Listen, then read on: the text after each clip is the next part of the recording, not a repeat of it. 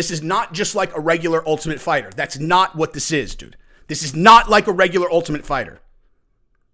You're fighting for the whole dream, the whole thing, right? The old Ultimate Fighters is like, you're fighting to be at the table. You're fighting to have the opportunity to get to the table. You win Ultimate Fighter, now you're at the table, now you can go get the big one. This is not that. This one, you get to win it all at once. You get to be Paddy Pimblett. You get to walk into the UFC Paddy Pimblett, okay? Because of what season it is, because Conor's on the docket, you can walk into the UFC a superstar on day one. And everything comes down to what you do in this 2-month period. 2 months. They're going to film for 2 months. Your whole life is in the balance. Now, what happens in this Ultimate Fighter season between Chandler and Conor is going to have an absolutely enormous impact on UFC and the MMA community in general. And I will promise you, without having looked into the UFC boardroom, that they are feverishly strategizing around this season. And I'll tell you exactly why. But there's also a big announcement. Now, this is not an official UFC announcement, but I've seen it all over the place on Twitter, in a way where like you kind of just get a feeling that something is either real or very close to being real if you see it this many times. And that's this, right? And it's a huge announcement about about this season. And I want to talk about that and tell you what my thoughts are as it relates to whether or not this makes the show better or worse, which coach makes the most sense for what, etc. And then, there's some other stuff that I want to talk about related to this entire thing. And so we're going to dive into that because this is this is a big story, dude. Honestly, this is a big story that I anticipate is probably going to be true. And we could compare it to a previous Ultimate Fighter, a really, really old one that had an incredible outcome when they did this. Before we jump into it, though, super quick, if you haven't subscribed, go ahead and subscribe. And also watch this super quick sponsor of this video because, listen, this one right here, this is something that if you guys live like me, this is something that you need. Give it a look. ZBiotics Pre-Alcohol Probiotic is a genetically engineered probiotic you drink before drinking alcohol to avoid that rough next morning so you can get back to living your life. PhD scientists invented it because they know the real problem is not dehydration. It's a toxic byproduct of alcohol, and ZBiotics Pre-Alcohol Probiotic is the only product that breaks it down. Just remember to drink responsibly and get plenty of rest too. Now, a lot of you guys know Gabrielle and I go on a lot of date nights and date weekends, and every time we drink alcohol and every time before we drink alcohol, we drink ZBiotics. I will tell you right now, I have made plenty of jiu-jitsu classes that I never would have made in a million years had I not drank ZBiotics before we went out the night before. So for you science kids, here's a little something you could take home with you. When you drink, a toxic byproduct of alcohol builds up in your unprepared gut.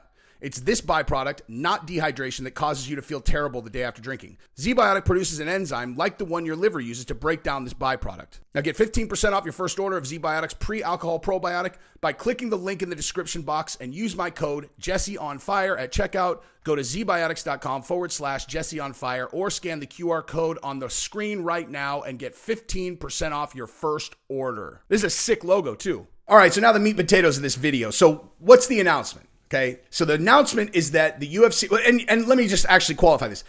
Announcement means it's being shared all over the place on Twitter, right? And if I was going to guess, actually, let me tell you what it is. So the rumor is that it is going to be half veterans that have washed out of the UFC and been cut, and half up-and-coming prospects. I love this idea. I absolutely love this idea, and for a multitude of reasons. And then I also have a suggestion for exactly how they should structure it. I think they should structure it in a way that they've never done before, and I'll explain exactly why. But first, let me just point this out. This is a way they've done Ultimate Fighter before in one of the most famous seasons. Now, a lot of people who are very well versed in UFC, like as an example, MMA Guru, who I am doing a new show with. We have our premiere episode tomorrow, 12 p.m. Central Time. It's going to be a live stream. Initially, we'll probably do some live streams, but it's going to be its own standalone podcast. It's going to be vicious. It's called MMA on Fire. But as an example, the season that I'm referencing happened in 2007, okay? Now, contrary to popular understanding, MMA Guru is 24. So do the math on that, okay? 2007 is 15 years ago. Do you think that he watched that season very intently? Probably not, right? That's why I'm here, so I could fill in the gaps on super old school stuff while still looking like I'm 24, son. Say something. Say I don't look 24. I'm just kidding. But anyway, like, so in that season, it was basically like the Rocky story, where it was like, we're gonna have these returning veterans who had watched out of the UFC, and the winner is gonna get a title shot. Now, at the time, that's like one of those things that they did way back in the day that kind of wouldn't make sense now, because you'd be jumping over too many people who are in line for a title. But I loved that. It was like a Rocky story, right? It's the actual Rocky story, which I'm sure it was the entire point of what they were doing. And it was extraordinarily famous because it's when Matt Serra got a title shot against GSP and he won. He won. GSP lost to Matt Serra. The one fluke loss that he had, you know, not to take anything away from Matt Serra. He won that fight fair and square. He knocked out GSP. But he won. He won the Ultimate Fighter, and then he got a title shot against GSP, which I don't think I need to explain to you guys how fundamentally impossible it seemed that GSP could lose that fight. Like, when you're talking Amanda Nunes versus Juliana Pena, take that, except multiply it exponentially, because you're talking about someone who got cut from the UFC and then beat some other guys who got cut from the UFC, and then was like, here, title shot against the most dominant champion in the UFC. It was impossible. A very memorable fight in my case, because when MMA Guru was whatever 24 minus whatever it is to get back to 27 or 2007 is, you know, so like in whatever, like middle school or whatever, that was the first day that I met Gabrielle's mom. All right. So I went to her house. Hi, my name's Jesse. I have a lot of long-term plans for my relationship with your daughter. Really pleasure to meet you. And just, Gabrielle was obviously super young, dude. I mean, I'm not like that much older than her, but young enough to where the mom is still being very, very kind of like, what are your intentions with my daughter? You know what I mean? Like, you meet someone's parents when they're 26 years old, and the parents, you know, whatever. But when they're like early 20s, and you're like, hello, they're like, so she's looking at me with because Gabrielle has no dad, doesn't have a dad, so it's just her mom. So she's looking at me like, hello, nice to meet you. I was like, nice to meet you. Polite things. By the way, here's $60. I'm going to order cage fights on the television. Don't worry, though. I'm not a violent threat to your 105-pound daughter. Like, it was just, like, it was completely non-negotiable. I was not going to, I had never missed a UFC fight since Ken Shamrock and Tito #1, and I wasn't going to make an exception just because I was meeting her mom. And so I paid her, I put it on, true story. And I said to Gabrielle before that night, I was like, dude, it's 10-1 against GSP losing. I would borrow $100,000 to put it on GSP, because there is absolutely no way he loses this fight. And then GSP lost. And he actually, you know, just quick note on that. GSP said on Rogan, the only fight that he was not terrified walking into the octagon in, the only one where he wasn't very afraid walking into fight, was the fight against Matt Serra. And it's the one that he got knocked out. And that's funny just because, you know, I'm sure you guys, anybody who's ever competed in martial arts knows, in any level knows, I don't care how well prepared you are. I don't care who you are. I don't care any of that, dude. If you are competing against another person in a martial arts event, boxing, whether it's a smoker or a title fight, or an IBJJF tournament and whatever, or ADCC and jiu-jitsu, it's like when you walk out on the mat, like, believe me, you will convince yourself that this person can beat you, even if it seems fundamentally impossible. And it's scary, right? And it's scary. If there's no fear, that's not good, as GSP found out the hard way. And then he just destroyed him in the rematch. But nonetheless, so they did that before, and it was, it's a successful season, dude. Like, the Rocky story was real. Now, in this case, you got Conor and you have Chandler. And the reason why it's so important that they nail this season is because what have we all been talking about, right? What has everybody been talking about? What does MMA Guru talk about all the time? What do all of us talk about all the time? The UFC is lacking stars. And we'll probably talk about this tomorrow on our podcast, noon Central Time live stream. The UFC is lacking huge stars. When Conor was there with Ronda Rousey,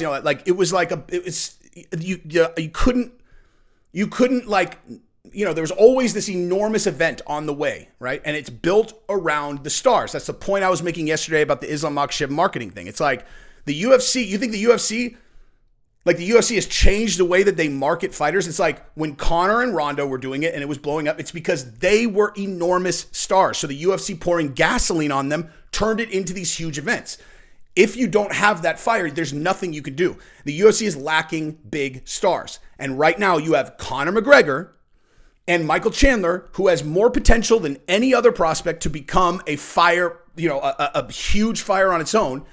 On The Ultimate Fighter, eyeballs are going to be glued. The whole entire MMA community is going to be watching, and everybody's going to be making content about it. We're going to be making an episode after, we'll be talking about the episode after every single episode.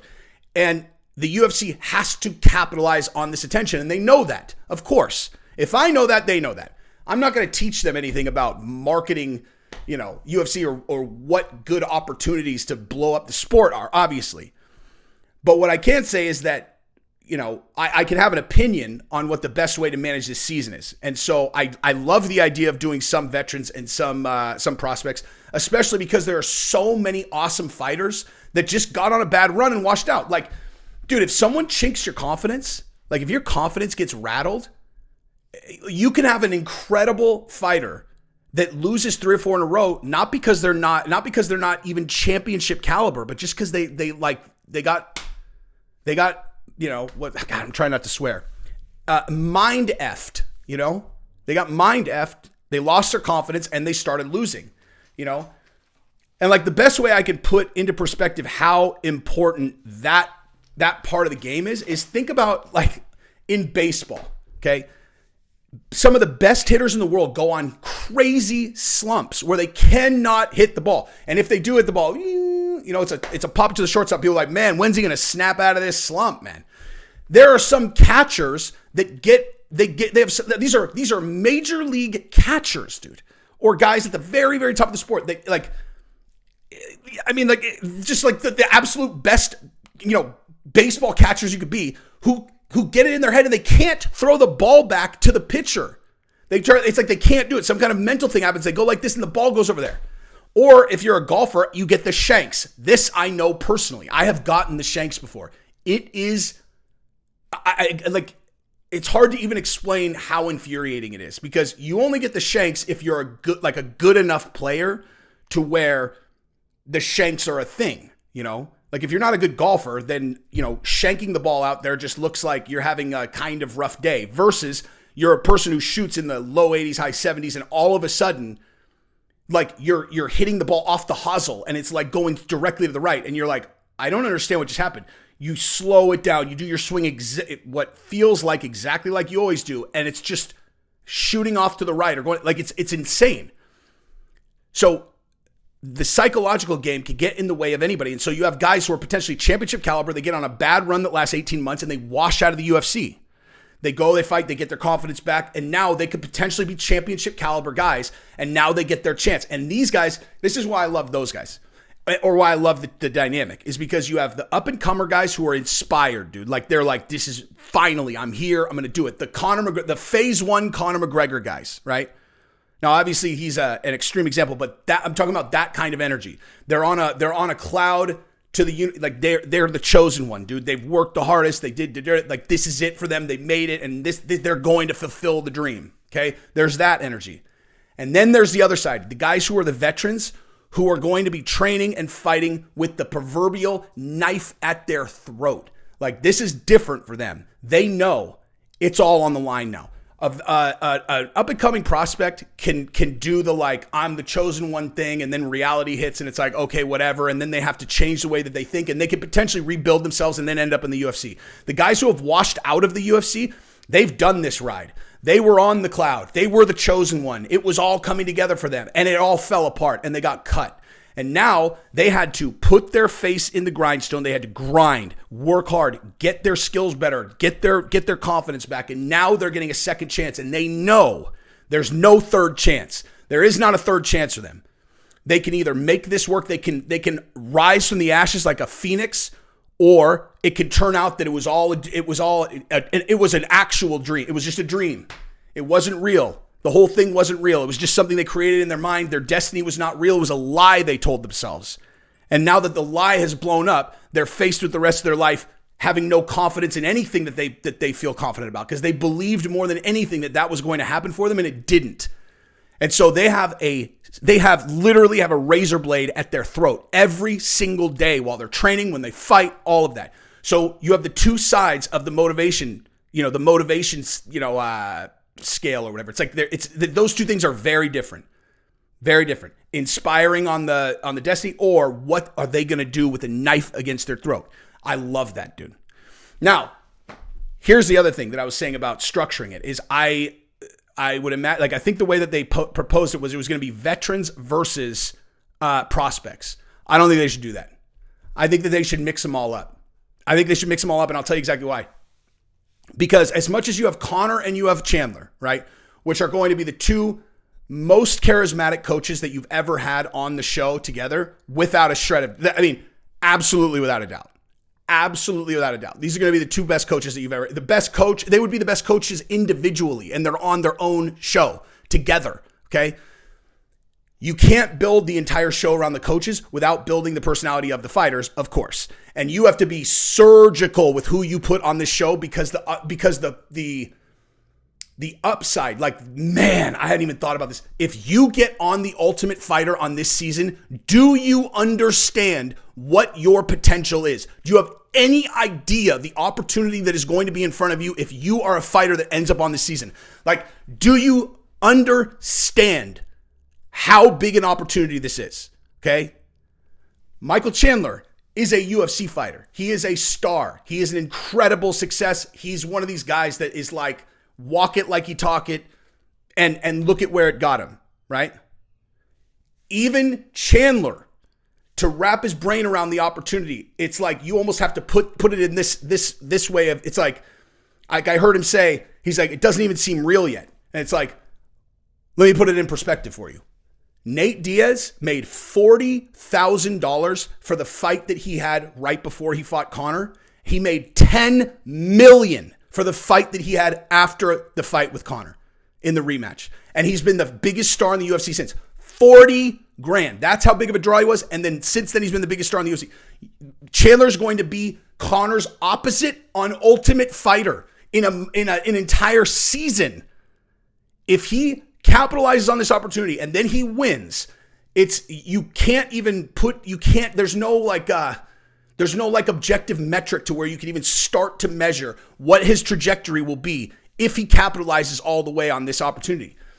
And outside of just Chandler, every single fighter on this season is the same.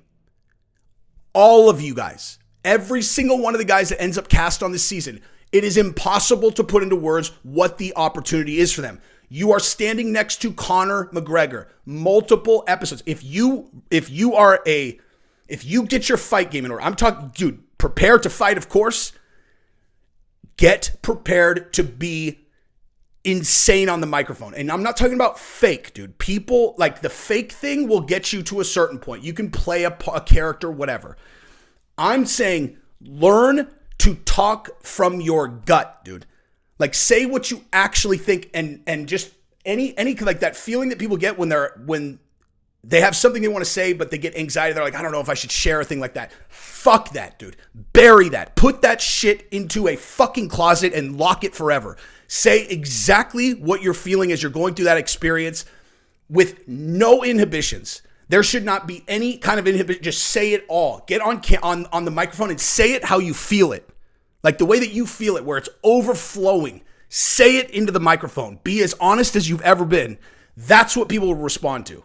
And if you can do that, if a person can fucking do that, if you could do that and people connect with your journey on this season of Ultimate Fighter with everyone watching and you win, you will be a fucking megastar. Money beyond anything that you can imagine. That's the opportunity that is there for these Ultimate Fighter guys. The veterans, the up and comer, it does not matter, dude. Whoever's on this show, every one of them, this is not just like a regular Ultimate Fighter. That's not what this is, dude. This is not like a regular Ultimate Fighter. You're fighting for the whole dream, the whole thing, right? The old Ultimate Fighters is like, you're fighting to be at the table. You're fighting to have the opportunity to get to the table. You win Ultimate Fighter, now you're at the table, now you can go get the big one. This is not that. This one, you get to win it all at once. You get to be Paddy Pimblett. You get to walk into the UFC Paddy Pimblett, okay? Because of what season it is, because Conor's on the docket, you can walk into the UFC a superstar on day one. And everything comes down to what you do in this fucking 2-month period. 2 months. They're going to film for 2 months. Your whole life is in the balance. Fuck me. I'm so jealous, dude. I am so fucking jealous. I can't tell you shit about the fight stuff. What I can tell you is if you can get yourself out of your way and understand that what you're feeling is what everyone feels, there's no reason to be embarrassed about it. None. About anything. Just fucking get yourself out of the way and vomit it into the fucking microphone. Cry. And you'll get everything you've ever wanted. That's what I got. Oh, no, it isn't. What am I talking about? The reason that I think they should mix them up, the reason I think they should mix them up is because I think that the dynamic between veterans and rookies on the same team will be incredible because the veterans are going to be like, fucking rookie doesn't know anything. And the rookie's going to be like, this fucking guy washed out of the UFC. Who the fuck is he? You have to build, sorry, I went off on like a 10-minute tangent right there. My point that I was making about mixing them up is the dynamic between the fighters needs to be very interesting on the show. And if you mix them up, then you're going to get a lot of guys who are the veterans that are like, listen, Junior, listen, when you get to the big show, it's a lot different. The young guys are going to be like, oh, you mean like, oh, but you're going to tell me how I should do in the big show when you fucking failed? Like, you got cut, bro. I'm not going to get cut. I'm going to win this and I'm going to win everything. So run along. It is inevitable that conflict will happen if you put them on the same teams. That's why. Now, that is actually what I got. Subscribe to the channel. Get Z-Biotics. Peace.